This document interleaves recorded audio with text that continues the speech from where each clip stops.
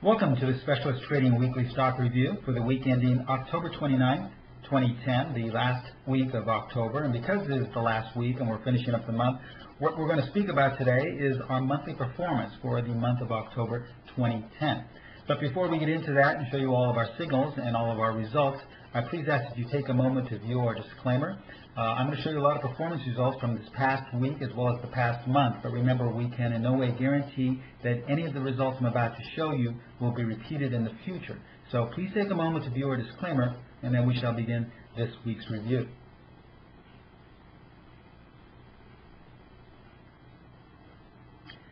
All right, as I said, we're going to go over the performance results from this past month, October of 2010. And remember, all of the signals and all the trades that we have here, the results, were all posted on our website. So you could have been privy to actually taking these signals as well. Now, we also give you all the entry options, our exit options, and our stop placement options. So we give you a lot of leeway in which to actually execute these trades. But our most basic generic way of implementing this trade, these are the results. Now, remember, these are all posted nightly on our website, but we also want you to use this as a learning tool. As members, you do not have to take these trades if you don't want to. We just want you to learn these signals, and then you can find them yourselves. Okay, we had a total of 48 trades this month, okay, all posted on our website the night before. Of these 48, 32 were winners, or 67% of the signals posted, and 16 were losers, or 33%. This means for every one loser you had 2 winners. Our win-loss ratio was 2 to 1. Now, the total points we made were nearly 13.89. So let's just say you were trading 300 shares on each trade. You would have gained over $4,000 this past month. Now, our weekly average of the points that you made per week were roughly about 3.5.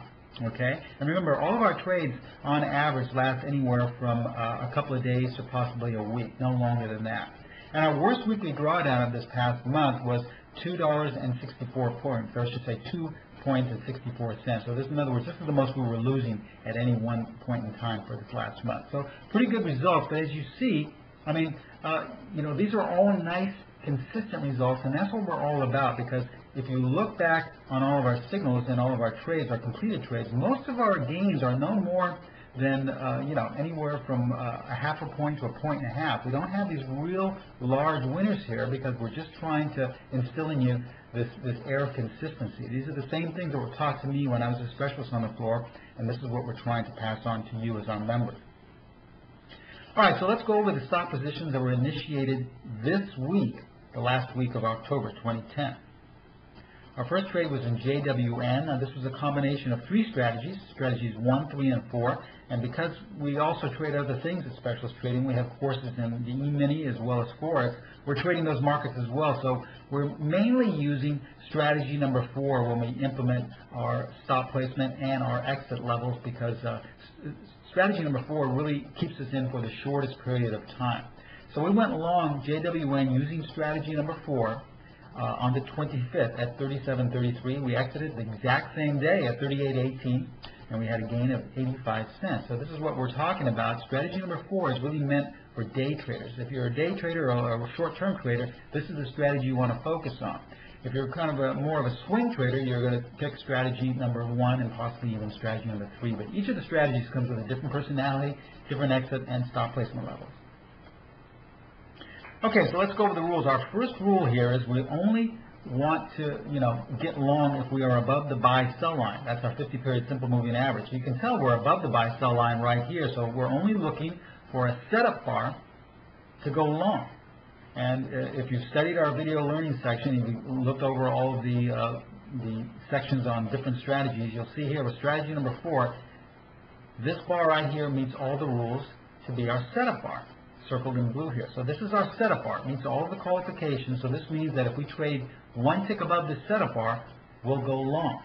All right. So we traded on the next bar 1 tick above. So we entered at 37.33. Placed our stop placement number 1 right here. Stop placement number 2 would be somewhere lower down here, but we just didn't have enough room on the chart. So we placed our stop lower, and then we simply wait. We're either going to get stopped out, or we're going to come up to our calculated exit level, which was 38.18. And as you can see, the minute we entered, it was off to the races. We kept going in that direction, and we simply got out that same day for an 85-cent gain.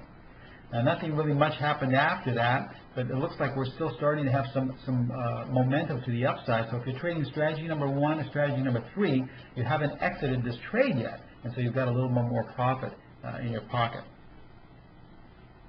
Our next trade was in MHS. Once again, a combination of strategies 1 and 4. We're taking the short-term strategies here, so we traded strategy number 4. We went long on the 25th at 51.57, exited on the 28th, 3 days later at 53.23, so we made a point and 66 cents.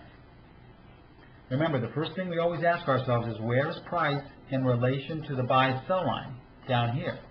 As you can see, price is above, so this means we're only going to be going long, and we have to look for a proper setup bar that meets all of our calculations that can help us to go long.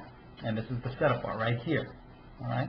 If you know how to find where the setup bar is, you'll see that this was the setup bar. This means we can go long if we trade one tick above the setup bar, which we did, and we entered at 51.57. Placed our stop right here at these levels.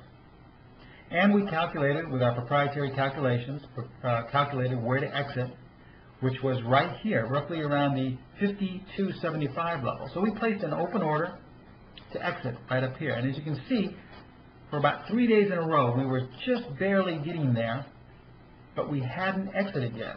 We missed it by, I believe, on this final day, roughly by 1 tick. So we really hadn't exited the trade yet, and it looked like we were possibly going to get stopped out, or nothing was going to happen in case we moved. So we have an open order in here. As you can see, the very next day, we gapped up to the upside and exited at 53.23 on the opening. So this really worked in our favor. This is why strategy number 4, you have to know where your exit is, your calculation. By going to the video learning section, you understand where to calculate and where to place your exit order, and then just place an open order there and keep it. Once again, you're either going to get stopped out with a loss down here, or you'll get filled at your exit point. Our next trade was in AXP. This was our loser of the week with strategy number 4. We went short on the 25th at 38.95. Got stopped out 2 days later at 40.50. So we lost a point and a half on this one, a point and 52 cents. We ask ourselves, even with short, where is price in relation to the buy-sell line? Obviously, price is below, so we're only looking for a setup bar to go short. And according to all the calculations, this is our setup bar right here. So we'll go short if we trade 1 tick below that, which we did. We entered short at 38.95 and placed our stop placement number 1 right here. Now, if you want to trade with a little bit more risk and you have a little bit more capital or cash in your account, you can also have the option of using stop placement number 2. We teach you how to calculate where this stop placement should be. So this, puts you back a little bit more further away from the trade. You have a little bit more room, but you also have more risk. So you have to, define what your risk level is before entering the trade, but we teach you how to do that. We, since we're trading other things here, we want to keep our stops tight, so we placed our stop at stop placement number 1, as you can see. Unfortunately, we got stopped out at stop placement number 1 at 40.50. Now, one of the things is, because we're in this trade very short time, strategy number 4, you're going to learn right away if it's right or wrong to be in the trade. And we learned 3 days later that it was wrong to be short this. But if you're using stop placement number 2, you're still in the trade and you don't know. Anything can happen. This trade can turn around and you'll have a profit. So with stop placement number 2 traders, you have more risk, but you have a little bit more room to see if you may be right